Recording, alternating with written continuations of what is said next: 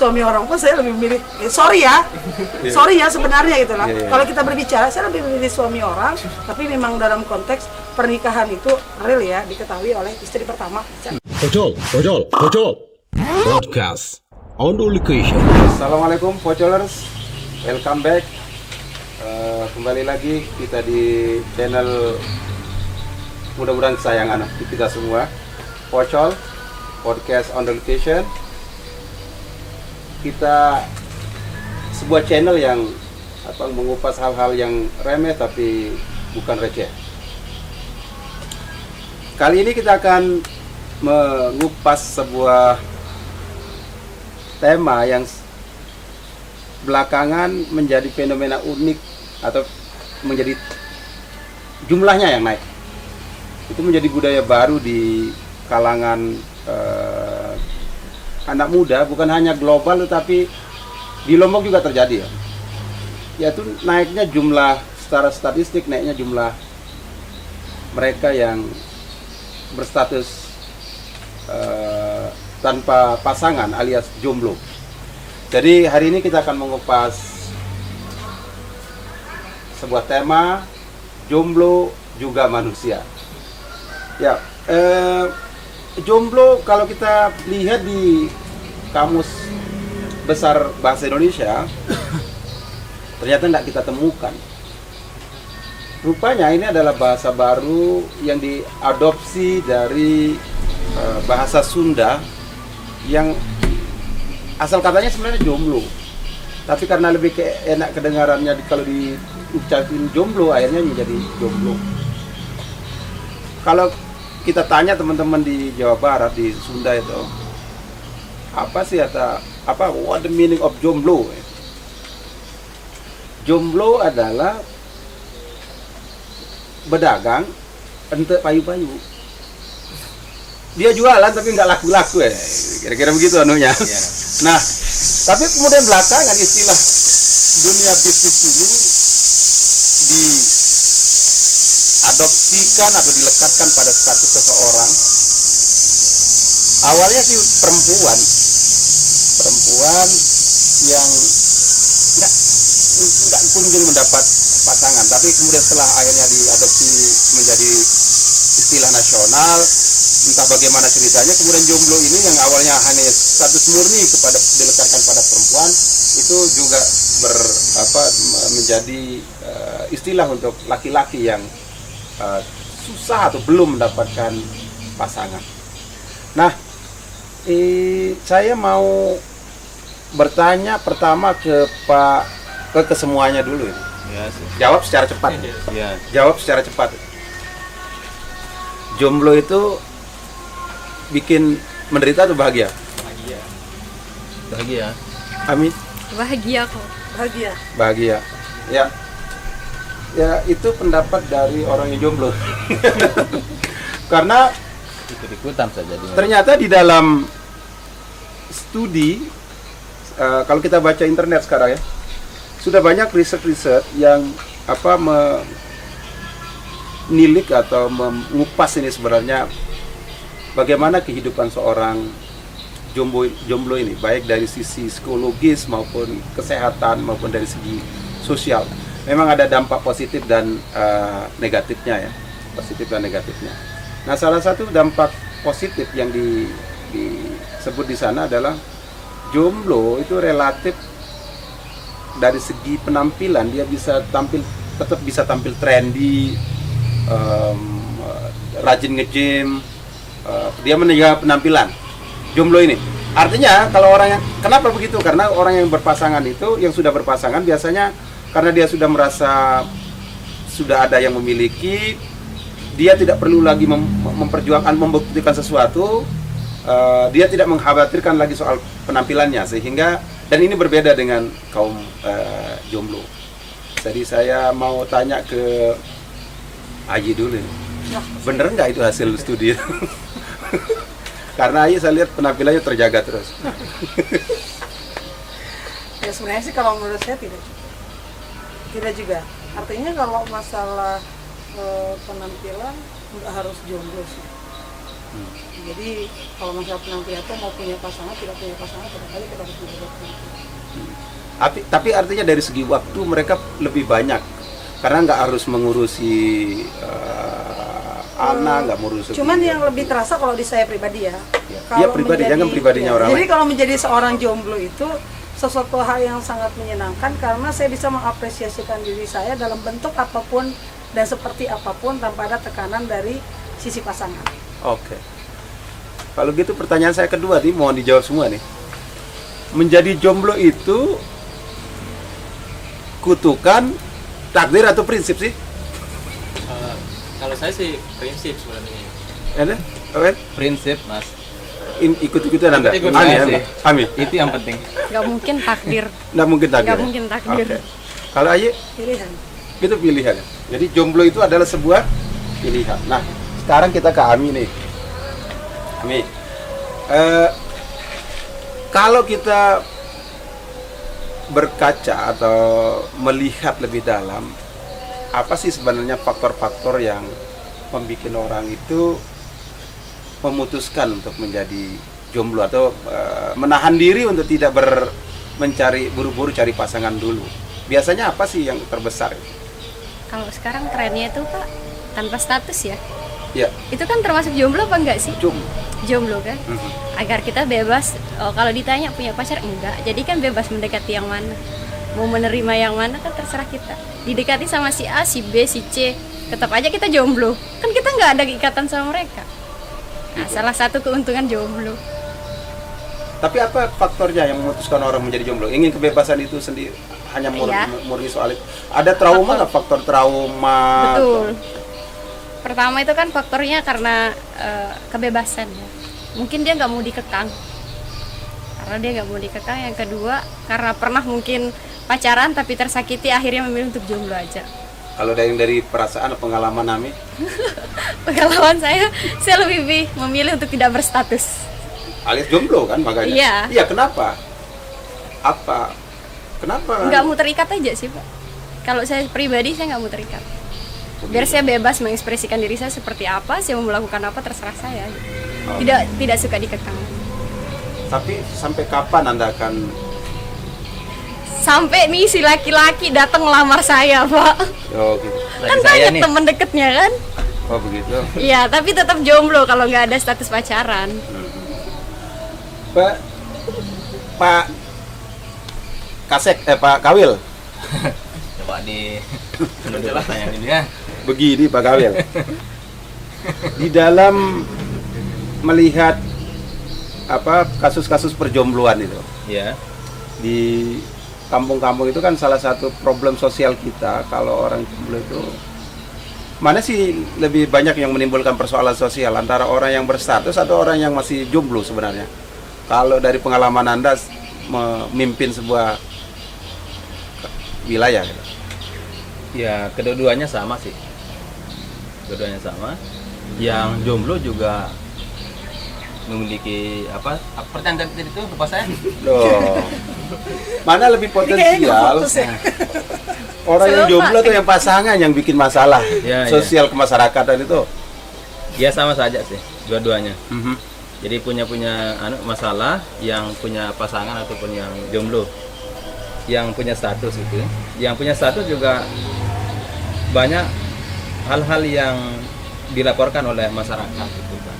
Soal misalnya yang berstatus ini dia sudah berkeluarga misalnya, ya. Kekerasan dalam rumah tangga, kemudian kekerasan terhadap anak dan lain sebagainya. Kemudian yang jomblo ini Minum-minum keras. nah, masalah-masalah yang sering timbul di masyarakat itu adalah mereka sering main game, Game, Game. balapan liar. dan seterusnya. Mobile Legend apa dan Yuk. banyak itu. Kalau dia main Mobile Legend apa urusannya kan? Tapi kan namanya orang mobil tapi tuanya mobilnya yang di melapor rumah ke ya. saya ini. Apa dia lapor? Ya anaknya ini yang tidak jelas pekerjaannya kan. Kerugiannya bagi masyarakat apa itu? Dia kan belum bisa mencari apanya penghasilan gitu kan. Kemudian karena keasikan main game, dia minta duit sama orang tuanya. Itu masalah sehingga dia ngelapor sama saya. Begitu. Iya. Kalau begitu dari sisi Anda sebagai seorang pejabat aparatur pemerintahan lah, meskipun di level kawil ya, ada nggak keinginan atau ada nggak slot di skema pembangunan itu yang bisa dipakai untuk mengakomodir menyelesaikan persoalan perjombloan ini? Jadi jomblo itu masuk dalam agenda pembangunan desa gitu. Ya ada sih sebenarnya di dana desa itu. Makanya kan sudah jelas termaktub di sana itu adalah selain dari dana infrastruktur itu kan ada dana pemberdayaan kan. Ya dana pemberdayaan itu ya terserah gitu kan. UMKM, kemudian usaha-usaha lainnya misalnya. Itu juga bisa diselotkan untuk anak-anak muda yang jomblo. Tapi apa hubungannya jomblo sama UMKM? Orang tadi persoalan. Ya dia bikin usaha itu kan biar persoalan dia menjadi jomblo itu bukan persoalan ekonomi, tapi karena persoalan psikologis, persoalan sosiologis, bukan persoalan karena saya nggak punya pekerjaan, tapi saya mau bebas, saya mau untuk saat ini menikmati kebebasan saya gitu. Problemnya bukan cari kerjaan. Anda ini kok cari-cari perkara jadi itu. Iya. Iya apa Anda belum? Oke, saya ke Pak Anu dulu, ke Pak Nendi kalau gitu. Karena Pak Kabil ini kan nggak fokus. Bukan hanya nggak fokus, tapi memang nggak menguasai persoalan. Sekarang Tadi nggak pernah Anda- jomblo kali. Karena Anda bilang begini tadi kan, menjadi jomblo itu bahagia. Tetapi banyak juga orang yang mengeluh ya, bahwa salah satu penderitaan orang jomblo itu adalah ketika ada pertanyaan kapan kawin. Nah, itu Anda rasakan atau enggak? Ya sama seperti mungkin setiap yang jomblo dengan umuran saya ya, seangkatan sama saya pasti pernah mendengar pertanyaan seperti ini. Kenapa belum nikah? Sedangkan teman-teman yang lain di bawahnya saya ataupun teman seletingnya saya itu udah pada nikah gitu. Nah, itu sedikit apa ya?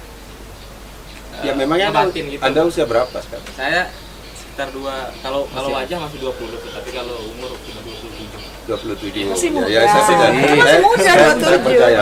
Tapi masih sangat muda. Dan Anda sudah Kalau menjomblo cowok berapa ya? lama? Punya pengalaman jomblo?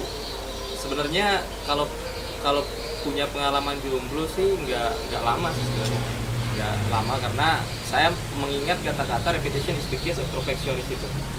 Karena pengulangan adalah kunci dari kesempurnaan, sehingga saya sering Mengulangi patah hati. Iya, mengulangi patah hati dan mengulangi patah hati dan belajar dari sana. Atau mengulangi kejombloan lagi? Artinya jomblo Anda itu sebenarnya berturut-turut itu? Ya berturut-turut, dan kita pelajari setiap fase dari sana. Lebih baik. Terus Anda menghadapi pertanyaan tadi gimana caranya? Menghadapi pertanyaan kapan kawin? Kapan kawin itu sebenarnya pertanyaan yang konyol sih, sama seperti kita nanya kapan mati sebenarnya, Pak. Kalau saya sih senyum aja. Mungkin sebagian orang menanggapinya serius, tapi kalau saya lebih ke kalau udah masanya udah bakalan nikah juga. Itu aja selesai. Haji ditanyain nggak kayak gitu-gitu? Cara Sering ngadepinnya banget. gimana? Bukan 1-2 ya, hampir semua, nggak teman-teman, nggak keluarga gitu loh. Mereka nanya itu sambil senyum, sambil Nggak ada, cuma Ada selalu ekspresi, bilang, Ai, kenapa kamu belum nikah padahal usia sudah 34 gitu. Ya, saya selalu bilang sederhana aja gitu kan. Ini pilihan saya gitu loh. Seandainya saya milih nikah muda, mungkin saya tidak mencapai di titik seperti ini gitu loh. Tapi kalau seandainya dengan keadaan yang sekarang ini, jelas ini sudah menjadi pilihan saya, dan saya merasakan bahagia walaupun apapun kata orang, saya tidak jomblo peduli gitu ya? loh. Ya bagaimana ya?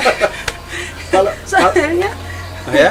Soalnya gimana ya, kalau dibilang saya mensupport tentang bagaimana seorang menjadi jomblo, tidak juga, karena itu kan pribadi.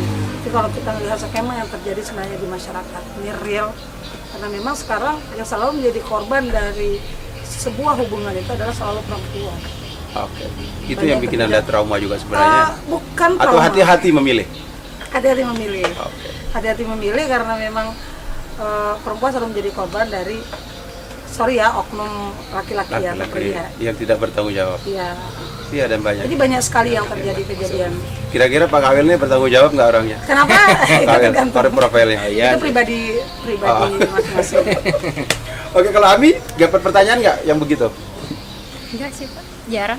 Nggak pernah. Tapi dapat sesekali. Oke. Cara ngeresponnya gimana? Jodoh dan mati itu adalah gaib. Jadi kita tidak tahu mana yang duluan. Jodoh dulu yang datang apa maut dulu yang datang. Jawabannya sama kayak Oh, kayak gitu. Neni. Kayak gitu. Oke.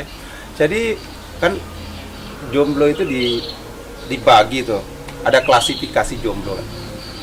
Ada jomblo akut, jomblo kronis, dan jomblo permanen. Ya kan? Nah, kalau Anda mendefinisikan diri Anda sekarang ini, saat ini, Anda ini pada level yang mana? Sepertinya level yang pertama sih sebenarnya. Jomblo pemula atau jomblo akut? Masih jomblo pemula sih kayaknya. Karena yang tadi kan umur masih standar lah Mbak ya. Seperti yang dibilang Pak Kawil juga pelan-pelan. Nah itu beliau selalu memesan saya lah. Nah, itu. Kalau Ami Kenapa? pada level yang mana tadi? Klasifikasi yang mana? Nah? Jomblo mana? Yang Jomblo pemula, akut, pemula. kronis atau Pemula aja. kalau Ayi Hah? mau masuk ke level mana? Saya kayaknya nggak masuk level 3-3-nya deh. Alasannya? Karena kalau masalah ini kan kalau kita berbicara jomblo ini pilihan kita. Jadi kalau semisalnya sekarang kita mau membuka hati, membuka sebuah hubungan, berarti bisa jadi gitu kan. Tapi sekarang kita memilih pasti kita punya alasan sendiri. Gitu. Oke. Tidak ada mau namanya akut, mau namanya pemula. Tetap saja jomblo itu adalah pilihan gitu loh. Sekarang usianya ini 27 dengan saya yang 34.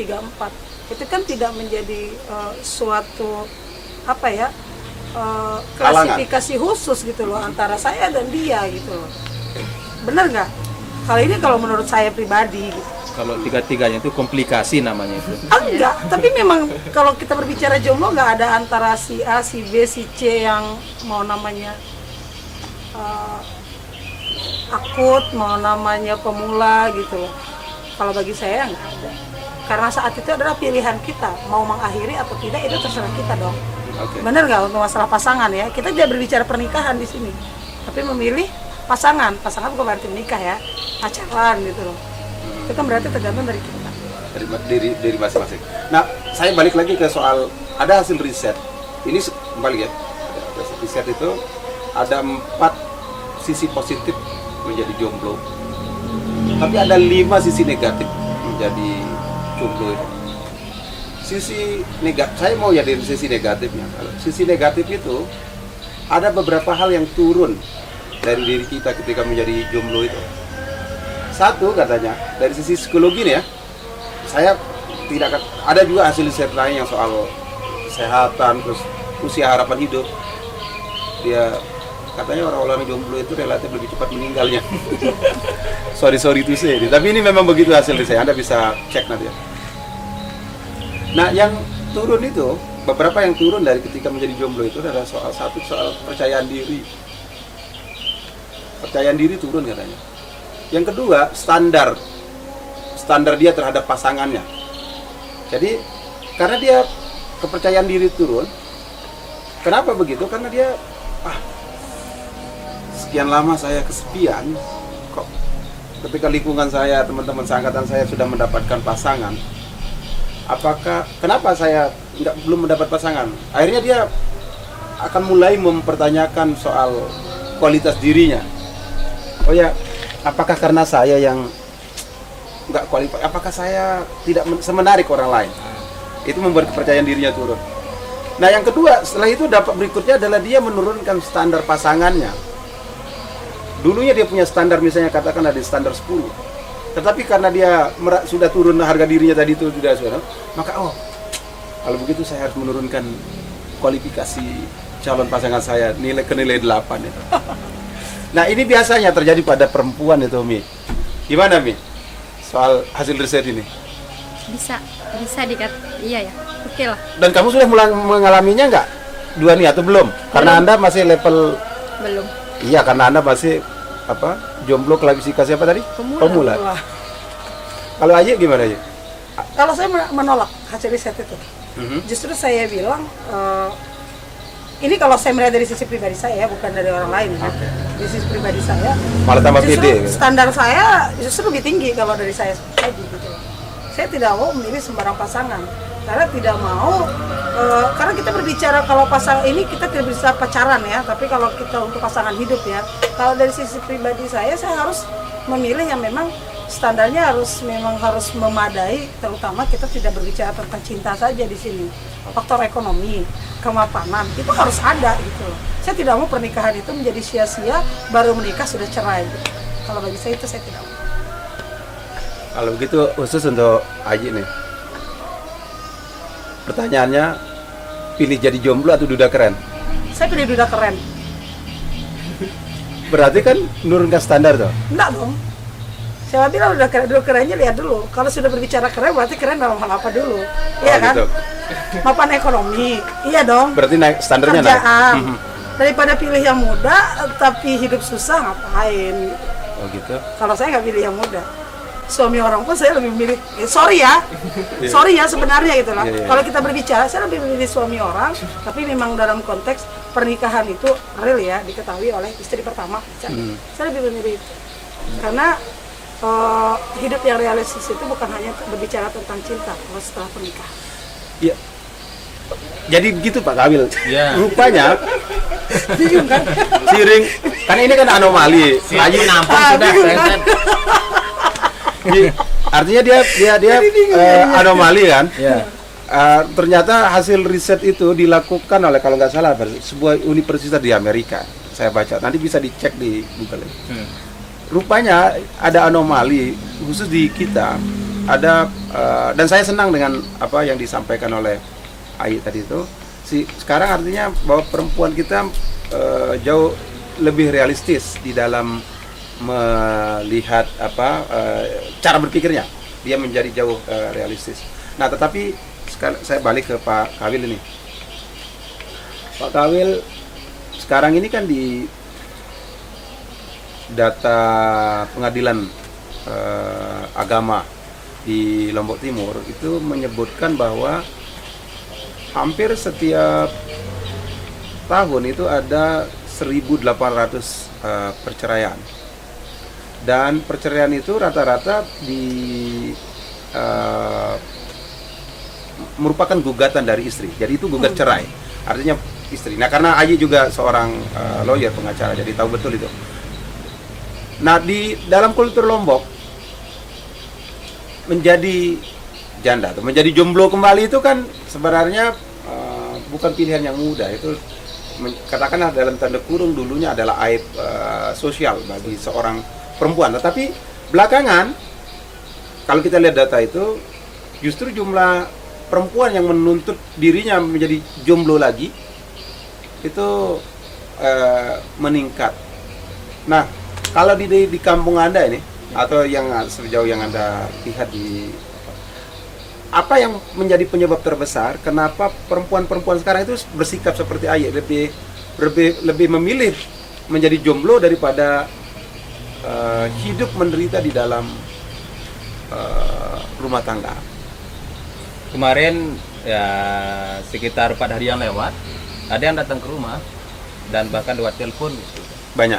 Pak Kawil, ya. Kami mau minta bantuan. Ya, siap. Saya bilang kan. Apa? Minta buat surat cerai. Loh, kok cerai saya bilang? Siapa yang nelpon nih? Perempuan atau Perempuan. Oh, oke. Kemudian setelah saya temani di kantor dia, kenapa cerai? Ya sama cerai sudah. Siapa yang minta cerai? Saya dia bilang. Dia yang minta cerai, si perempuan ini. Karena memang dia pisah tempat. Karena suaminya di luar negeri. Oh, LDR namanya tuh. LDR. Kenapa? Pokoknya sama cerai sudah bilang. Dan fenomena itu Hampir banyak kan? Iya bang, ya cuma satu sih kemarin kan. Iya, yang Anda lihat Iya dan sih. yang saya lihat Iya. dan dari data agama tadi itu, pengadilan agama. Saya tanya dia apakah ini persoalan cek atau cok, saya bilang. Ya, pokoknya sama cerai dia bilang kan. Iya. Jadi Anda lihat apa itu gejala ini? Kenapa perempuan sekarang lebih memilih menjadi tanpa status atau jomblo itu dibanding biasa juga bingung saya ini. Mungkin dia mau bebas saja sih. Dia mau bebas saja. Ya, karena Anda bukan antropolog ya. Iya. Anda hanya seorang kawil ya. Ya, seorang kaya jadi Tidak perlu menjelaskan itu kan. Orang lain yang harus menjelaskan Ya, orang kenapa lain. dia begitu. Ya, sepertinya mau bebas, tidak mau terikat, dia mau happy, gitu kan. Karena mungkin dilihat, karena ini memang juga faktor media sosial kan, media sosial. Ya, dilihat orang bergaya-gaya di media sosial, kemudian pada dirinya itu tidak bisa memenuhi apa yang dilihat di media sosial itu. Sehingga di pemikirannya itu dia harus jomblo. Nah, lewat jomblonya itu dia bebas beraktivitas, mau ke luar negeri, mau ke dalam negeri, tidak ada yang melarang dan mengikat. Gitu. Pengaruh jomblo pada laki-laki dan perempuan itu sama enggak sih? Tergantung orangnya sih. Mungkin berbeda. Ya. Kalau Apa laki-laki kan lebih dia jomblo mungkin karena lebih menikmati dunianya sama teman-temannya ya. Pergaulan Iya, teman game. sebaya. Kayak Game. tadi dibilang Pak Kanwil ya, itu game. Ya. Dia sibuk dengan game dan dia merasa bahwa cukup dengan game. Anak sekarang kan begitu. Tapi kalau perempuan? Gimana, Mbak? Kalau saya memang kalau dari kita sih faktornya sebenarnya sangat berbeda ya, lebih ke hal-hal yang bersifat spesifik ya.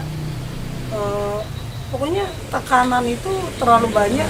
Lebih banyak ke perempuan? Ke perempuan. Gitu. Sorry ya, ini mohon maaf sebelumnya tadi ya. Nggak perlu minta Artinya, maaf, apalagi sama dia nggak bukan ke abang-abangnya, artinya ke masyarakat secara luas. Kalau kita lihat secara sekarang ini pergaulan yang sekarang ini pun ya mohon maaf ya, anak-anak muda sekarang hal-hal yang seperti ini itu hal yang biasa gitu ya.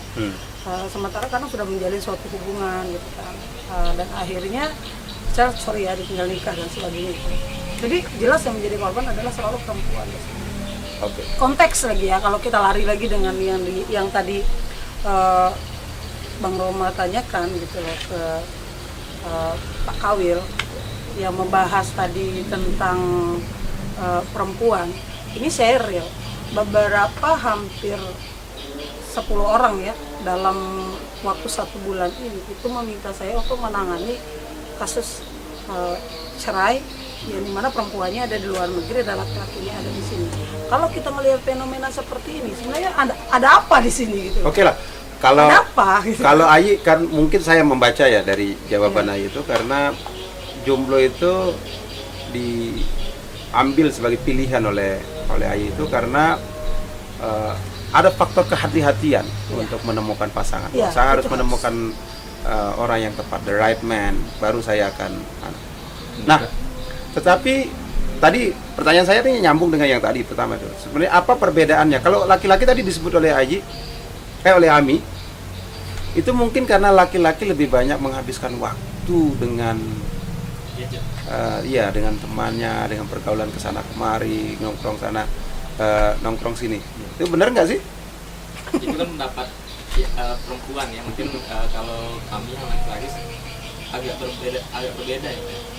Karena kalau contohnya diri saya sendiri, kalau kemarin pas masih kuliah pengen nikah nih, pengen punya pasangan dan segala macamnya, ketika saya umur 25 atau 26 nantinya, saya berpatokan pada umur.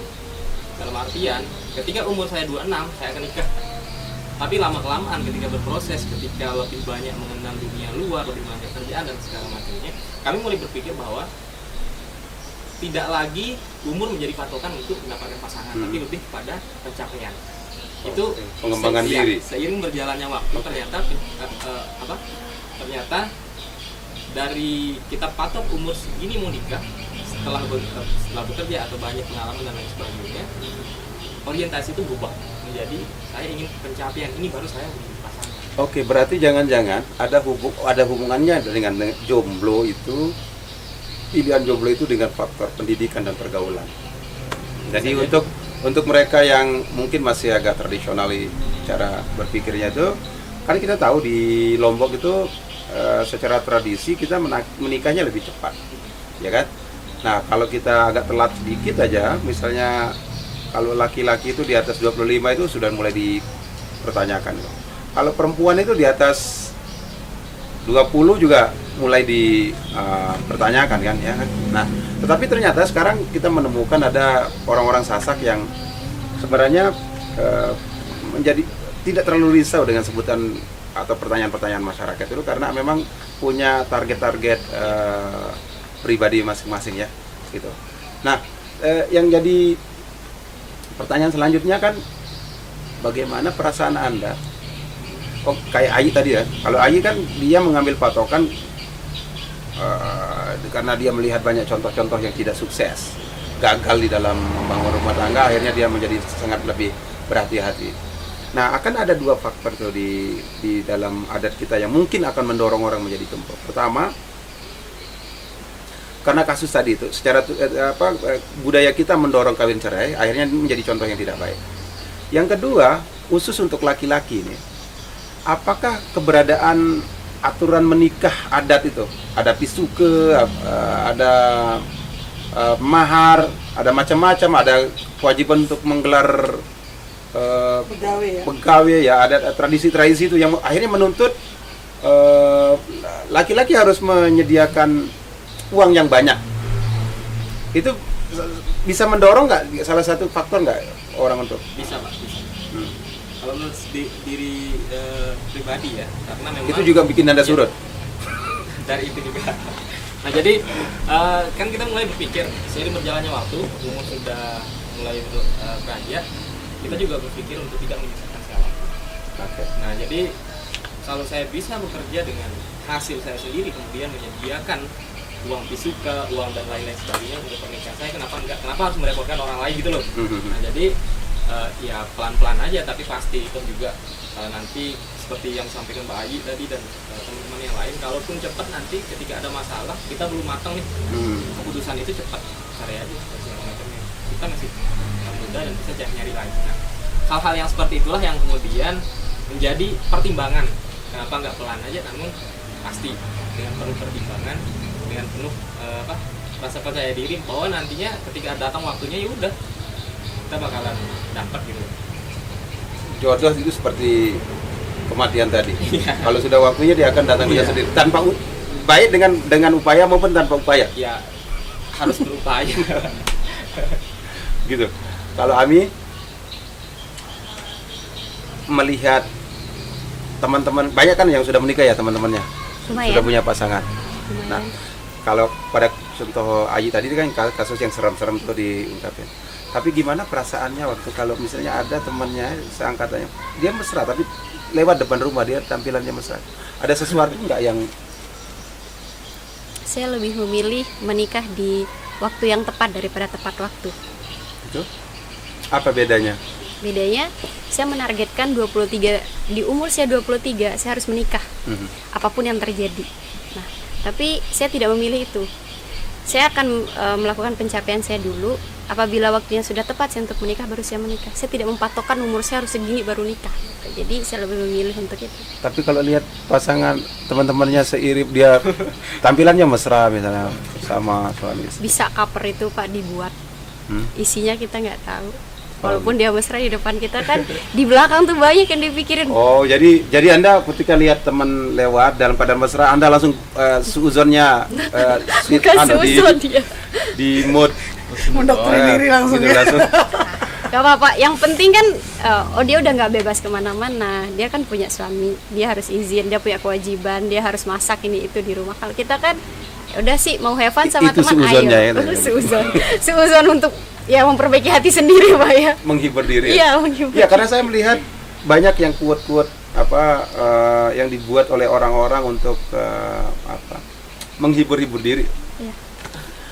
Tapi karena kalau kita tidak punya pasangan, kita jomblo itu artinya kita punya banyak waktu, sangat banyak waktu.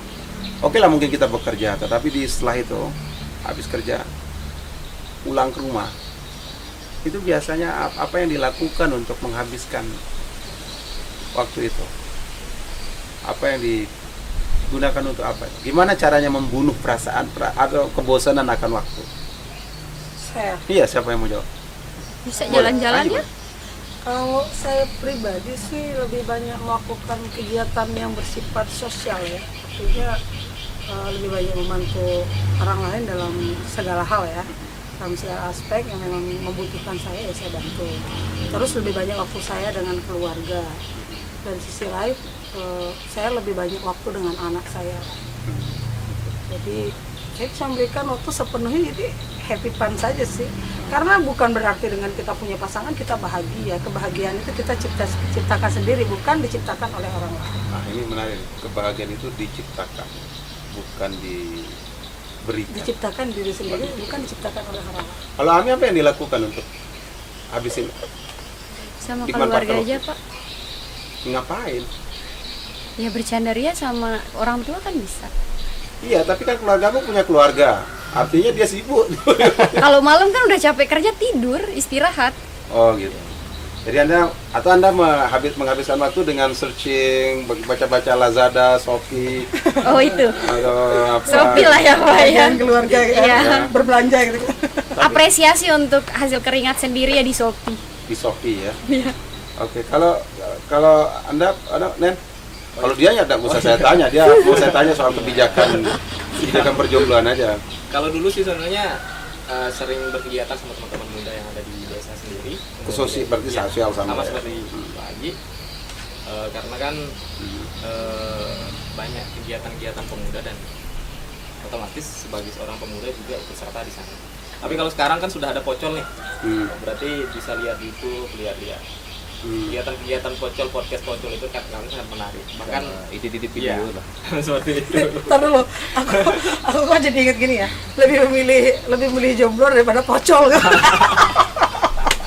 Gimana? Jadi banyak hal lah yang sebenarnya bisa kita lakukan tergantung dari individu itu sendiri. Kalau mungkin teman-teman yang lain yang nggak punya kegiatan ya main game dan segala macamnya. Kalau yang punya kegiatan ya mungkin ada kegiatan-kegiatan sosial dan sebagainya. Pak Kawil, Iya. kalau kita lihat data statistik nih, Iya, data-data terus ini. loh iya kan Anda dari pemerintahan masalahnya. Kalau kita lihat data statistik, itu katanya sih laki-laki dan perempuan itu jumlahnya berbeda, ya kan? Iya. Khusus di Lombok Timur, kalau kita lihat data pemilih, jumlah laki-laki itu, ya jumlah perempuan itu lebih sekitar 1%. Sedikit berarti. Lebih banyak jumlah perempuan. Iya, lebih sedikit. Iya, tapi secara nasional ternyata jumlah laki-laki lebih banyak. Nah, berarti kita harus bicara soal Lombok ini. Kita akan bicara soal Lombok. Bagaimana Anda melihat fenomena sekarang ini? Tadi kan Ayi bilang bahwa saya tidak akan menurunkan standar, bahkan saya akan menaikkan standar saya terhadap pasangan, melawan hasil riset tadi itu. Ya, jadi dia memilih, nggak apa-apa saya memilih jadi yang kedua. Jadi kita bicara soal memilih yang kedua ini. Ya. Pak. Apakah Anda melihat kasus-kasus poligami, kasus-kasus yang menjadikan kedua di kampung Anda lah, nggak usah Iya. di Lombok Timur, karena Anda kan nggak bisa baca data di Lombok Timur. Di kampung data di kampung Anda saja lah. Iya. Baik. Ya itu menjadi salah satu itu karena menurunkan standar atau enggak itu? Sebenarnya perempuan. Kenapa banyak perempuan yang memilih untuk? Apakah karena bosan menjomblo? Apakah karena ada banyak orang seperti Nendi ini, pemuda-pemuda milenial kan? Pemuda milenial di kampung itu sudah mulai banyak yang terdidik. Karena dia terdidik, lalu pola pikirnya berubah seperti Nendi itu, ingin lebih lama menjomblo. Nah, akhirnya ini mungkin akan berdampak enggak ke perempuan-perempuan, jumlah perempuan, karena lalu akhirnya perempuan kemudian karena si yang statusnya lajang itu lebih banyak memilih kayak Nendi itu menunda perkawinannya, akhirnya mereka memilih ya sudah, saya jadi yang kedua juga nggak apa-apa lah, yang penting Anda melihat ada kemungkinan itu nggak? Kemungkinannya sangat besar. Jangan bilang besar-besar aja, analisisnya apa? Iya sih. Maksud saya karena kembali saya mengatakan ini adalah era digital. Jadi dakwah dulu itu secara manual. Jadi orang datang baru dia mendengarkan dakwah. Kalau sekarang itu mereka tidak perlu datang, cukup lihat rumah, buka YouTube, ada dakwah tentang poligami. Jadi soal poligami ini sekarang sudah tidak asing di telinga masyarakat. Dan saya juga di rumah sering menyetel atau membuka YouTube tentang poligami. Tujuannya apa? Ya biar ada yang kedua. Kemudian poligami ini sudah tidak terlalu menjadi apa cemoohan atau apa tidak. Kalau ada orang poligami ya udah biasa kita hadir. Artinya sebenarnya perempuan tidak menurunkan Tidak. standarnya Tidak. terhadap pasangan ya, calon Dan bahkan pasangan. ini menjadi kebanggaan. Anda lihat itu kebanggaan sekarang? Ya artinya kan orang yang poligami ini setelah dia kawin dia langsung keluar rumah. Beda dengan kayak dulu. Kalau setelah dia di poligami dia agak malu untuk keluar. Kalau sekarang udah biasa. Udah biasa. Dia pergi ke pasar cari sayur dan terus. Tidak ada yang membuat dia malu. Kan itu menjadi kebanggaan bagi dia. Nah harapan saya juga begitu pada diri saya ini. Ada upaya Anda untuk itu. Jangan hanya berharap tapi tidak ada upaya. Upaya itu kan ikhtiar, ya. Berdoa soal itu. Tapi saya tidak tahu nih kapan ini. Ya, kami. Oh iya. Kok saya jadi ketawa ya? Ada nggak yang mau ditanyakan Ami atau Haji? Ada nggak yang mau ditanyakan ke Nendi? Dan sebaliknya Nendi ada nggak ada yang mau ditanyakan ke kami? Sesuatu soal jomblo ini. Ini bingung nih dengan terkait dengan poligami gitu. Iya. Kalau saya sih bukan permasalahan tentang pemuka agama yang menjelaskan tentang poligami dan sebagainya, tapi kan standar-standar poligami itu jelas harus ada. Ya. Kalau kita berbicara poligami, jangan hanya niat kita saja ingin beristri 2, 3, 4, tapi kalau kita melihat dari sisi kemampuan diri kita, baik material ataupun sosiologis kita pribadi ya, itu jelas saya nggak sepakat gitu loh ya. Kalau hanya sekedar saya hanya mau jadi istri kedua dengan siapapun, ya sorry demori, bukan seperti itu juga gitu loh ya. Jadi saya pertegas nih, karena ini membahas tentang istri kedua dari saya ya. Sorry demori, kita punya standar masing-masing dengan permasalahan itu. Jadi kalau bagi saya pribadi, satu hal yang bisa saya tekankan, cinta itu bukan di atas segala-galanya, tapi segala sesuatu itu harus pakai logika. Nah itu. Jadi kemarin kita sudah bahas soal apakah puisi itu bisa membuat perempuan jatuh cinta. Ternyata pada perempuan-perempuan yang agak berumur, yang artinya 25 dan lebih teredukasi, yang terdidik, itu ternyata kan selama ini orang mengatakan kelemahan perempuan itu ada pada telinganya, pada pendengarannya. Tapi ternyata sekarang kita menemukan fakta bahwa semakin berumur dia perempuan ini, semakin logis dia, semakin analitik dia berpikirnya. Nah tentu ini juga tantangan buat para pria. Nah salah satu yang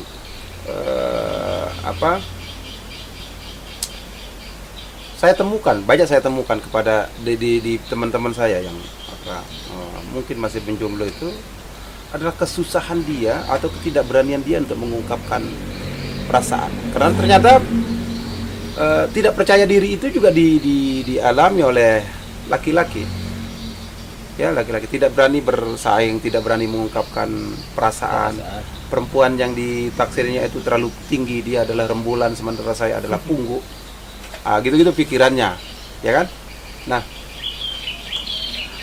apa saran Anda, Ami, terhadap pria-pria yang begitu tuh, yang mengalami kejombloan itu karena faktor yang tadi itu, faktor minder karena mungkin ya nggak bisa mengungkapkan perasaan. Sebenarnya apa yang dibutuhkan oleh seorang perempuan? Jadi saran Anda kepada laki-laki supaya mereka yang ingin mengakhiri kejombloannya tapi masih terhalang oleh 3 faktor tadi itu, apa saran Anda? Dicoba aja lah dulu. Beranilah gitu. Iya, beranilah. Jangan minder, jangan insecure gitu. Jadi apa faktor, Anda bisa kasih bocoran ya, faktor-faktor kunci supaya Kenali si perempuan. Kenali dia. Maksud saya tuh ya untuk kenalan aja nggak berani misalnya. Malu ya, dia. gimana dia mau masuk rumah kalau pintunya aja dia nggak berani buka gitu kan. Kenali dulu gitu. Gimana dia mau ke rumahnya kalau alamatnya aja belum tahu. Saya tanya misalnya, kenapa kamu saya memang suka dia tapi kok dia nggak pernah senyum, saya kelihatannya judes kayak orang sakit perut aja kalau saya ketemu katanya. Iya. Itu kan berarti jangan milih orang dari cover kan. Oke. Nah ya udah. Jadi kenali harus dulu. husnuzon Dulu. berani jujur, adil. Jangan insecure. Jangan insecure. Oke. Itu sarannya. Iya, Pak. Sarannya Tuhan. Jangan-jangan Anda terikat itu, saya takutnya Anda mengalami itu juga yang tiga itu. Anda alami juga nggak? Iya, masih kita bilang seperti itu. Karena kalau dulu kita perbandingannya ini Pak, sebelum dan sesudah. Kalau dulu pas masih kuliah, masih SMA dulu, senang saingan, kemudian dengan siapapun, bagaimanapun cantiknya perempuan itu, kita siap. Dan kita belak-belakan, bahwa saya sudah tahu, saya ini dan segala macam. Tapi sekarang, setelah selesai kuliah, bahkan untuk membuka pintu aja seperti yang disebutin itu tadi, kita agak enggak, kita agak segan, maksudnya untuk Ada perasaan malu. jangan-jangan nanti ditolak, jangan-jangan nanti dicuekin dan siapa. Banyak sekali pertimbangannya sekarang. Nah, sehingga seumuran saya ini banyak yang kemudian bukan hanya saya, tapi banyak kemudian teman-teman yang ada di DK, yang ada di dan segala macamnya terhalang oleh tiga faktor tersebut. Sehingga itu bisa menjadi pemicu jomblo akut. Jumlah jomblo akut meningkat. Iya, jomblo akut. Aji punya saran nggak untuk para jomblo akut itu? Ya, Apa yang harus dilakukan oleh mereka supaya jangan terlalu banyak yang jomblo lah? kalau itu sih ya Dari sisi perempuan, Anda ngomong dari sisi perempuan. Anda senangnya diapain? Bagaimana pendekatan terhadap perempuan ya? Karena kalau untuk apa ya, jomblo yang seperti itu kan tadi sudah membahas tentang usia ya, antara yang muda dengan yang berumur seperti saya kan itu jelas beda pandangan. Kalau untuk yang seusia saya sih mungkin lebih ke jelas harus memberanikan diri itu satu kunci ya. Dan juga sebenarnya untuk orang-orang yang seperti saya bukan hal-hal yang muluk standarnya harus begini, enggak.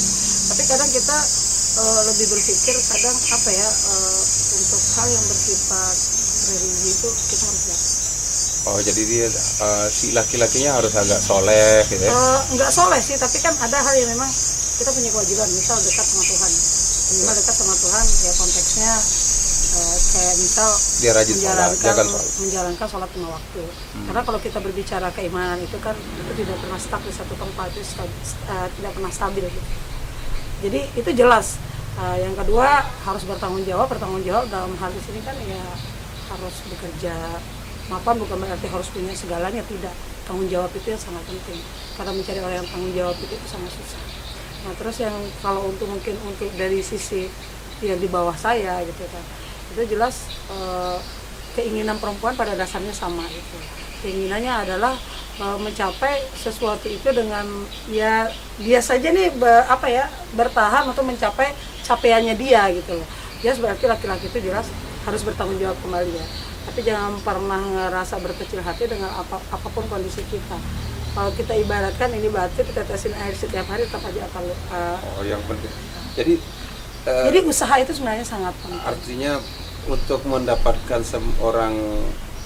mendapatkan pasangan itu ada perjuangan dan ada upaya yang terus menerus ya. Iya. Sebagaimana Anda bekerja mencari nafkah, maka seperti itu juga kita mencari pasangan. Iya. Tidak boleh cepat patah semangat. Ya, karena gini, Bang Roma, tak tambahkan sedikit ya, karena kan menjalani suatu hubungan kalau sudah konteksnya sampai berumah tangga itu kan bukan 1-2 hari. Kita jelas ingin sampai menua bersama gitu kan, dengan anak cucu kita dan sebagainya. Ada gitu. lagunya kan? Iya. Ani nggak tahu ya lagu. Aku lupa ya lagunya. Jadi memang keinginan kita seperti itu gitu loh. Sampai tutup usia kalau nggak salah. Jadi jelaskan seorang pria gitu untuk memperjuangkan permaisurinya itu jelas tidak boleh setengah-setengah dong gitu. Kalau memang kita berkeinginan mendapatkan seseorang, jelas kita harus berusaha. Iya, tapi ada juga nggak kemungkinan kan tadi kenapa harus laki-laki yang harus memperjuangkan untuk memperoleh permaisurinya? Kenapa nggak kita balik bahwa perempuan juga harus memperjuangkan sesuatu untuk memperoleh pangerannya? Kalau saya pun juga begitu. Kalau saya suka dengan seseorang, saya mati-matian akan mengejar. Oh gitu. Saya. Ani Kalau lakukan saya ya? Kan pada hakikatnya perempuan itu menunggu. Kalau saya ya. Oh, jadi- Masa iya ya perempuan yang ngejar gitu. Kan beda-beda orang kalau saya pribadi. Oke. Kalau Dok?